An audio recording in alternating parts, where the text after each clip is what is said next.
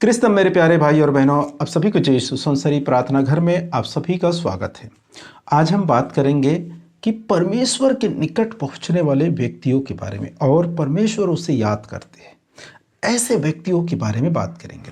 देखिए, सबसे पहले जब आप पढ़ेंगे लूकास के सुसमाचार को अध्याय 4 पद संख्या 27 में, तो यहाँ पर प्रभु यीशु मसीह एक व्यक्ति के जिक्र करते हैं और उसका नाम है नामन। उसके नाम क्या है? नामन व्यक्ति है जो एलीसा के जमाने में कोढ़ से शुद्ध किए गए थे। पुराने ग्रंथ में, पुराने जमाने में, पुराने समय में इस्राएल लोगों में बहुत सारे कोढ़ी थे, लेकिन प्रभु यीशु मसीह कहते हैं इस्राएल में इतने सारे कोढ़ी थे, उनमें से किसी को परमेश्वर ने शुद्ध नहीं किए। परमेश्वर ने किसी को भी शुद्ध नहीं किए, लेकिन एक ऐसा व्यक्ति जो इस्राएली नहीं थे, यहूदी नहीं थे, वो व्यक्ति नामन एक कोढ़ से भरा हुआ व्यक्ति थे, योद्धा थे, और उसे परमेश्वर ने शुद्ध किया। ऐसे क्या खास बात थी उसके अंदर?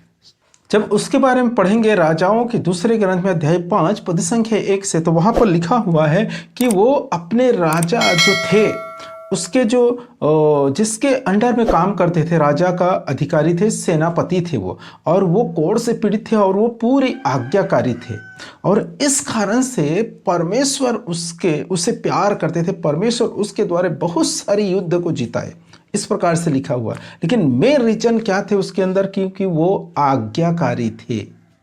आज्ञाकारी के कारण परमेश्वर उसे चाहते थे और परमेश्वर खुद उसके कोढ़ से मुक्त होने के लिए योजना बनाई। देखो, उसने इस्राएलियों में युद्ध किए, वहां से एक लड़की को पकड़ कर ले आए और वो इस कोढ़ी व्यक्ति के जो पत्नी है उसकी दासी बनी, और वो उससे कहती है कि अगर हमारे स्वामी, हमारे इस्राएल में एक नबी है एलीसा, अगर उसके पास चले जाए तो वो ये कोढ़ से शुद्ध हो जाएगा।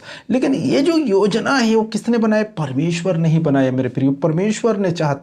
परमेश्वर चाहता था कि ये नामन नबी के पास जाए और शुद्ध हो जाए, और ऐसे ही हुआ। उस नबी के पास गए और नबी ने कहा एलीसा ने कि आप जाइए और यरदन नदी में 7 बार डुबकी लगाइए। और जैसे उसने 7 बार डुबकी लगाए और उसके त्वचा, उसमें लिखा हुआ है यहाँ पर कि उसके त्वचा एक छोटे बालक के त्वचा जैसे हो गया, उसके पूरे अंग छोटे बालक के जैसे सुंदर मुलायम रहते हैं, उस प्रकार से हो गए। उसकी कोढ़ पूर्ण रूप से शुद्ध हो गया।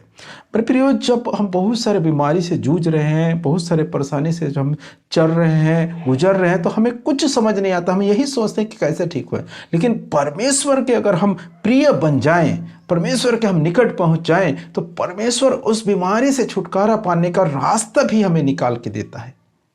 समझ रहे बातों को? जिस प्रकार नामन नहीं जानता था मैं कोढ़ से कैसे ठीक हो जाऊं, कोढ़ से कैसे ठीक हूं, लेकिन उसके लिए योजना किसने बनाया? परमेश्वर ने बनाया, उसकी कोढ़ को दूर करने के लिए, उससे कोढ़ से मुक्त होने के लिए। तो मेरे प्रियो, सबसे पहली बात क्या है? हम कि परमेश्वर के प्रिय बने, परमेश्वर के निकट पहुंच जाए और परमेश्वर के बिल्कुल चाहता वाला व्यक्ति बने। परमेश्वर हमें ढूंढना चाहिए कि आज नहीं थे, मिले, कहाँ गया है वो व्यक्ति, कहाँ है, इस प्रकार से बोलने और इस प्रकार से हमें ढूंढना चाहिए। परमेश्वर ऐसे व्यक्ति बनना है। तो क्या हमें देख रहे हैं नामन के जीवन में? वो आज्ञाकारी थे। अगर हम भी आज्ञाकारी बने तो परमेश्वर हमें बहुत दिल से और बहुत ही ज़्यादा प्यार करेगा, और परमेश्वर हमें ढूंढेंगे।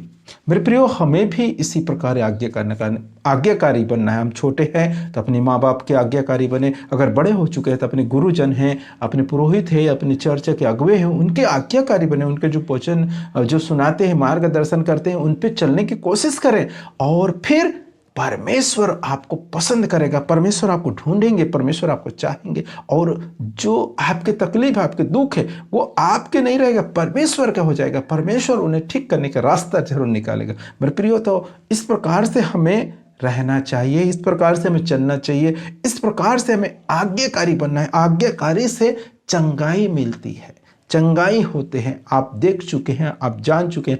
इसीलिए प्रभु यीशु मसीह उस नामन के बारे में चर्चा करता है, उस नामन के बारे में गवाही देता है, उन नामन के बारे में साक्ष्य दे रहा है कि इस्राएल में इतने सारे कोढ़ी थे, लेकिन उनमें से किसी को शुद्ध नहीं किए। परमेश्वर ने सिर्फ नामन को शुद्ध हुए।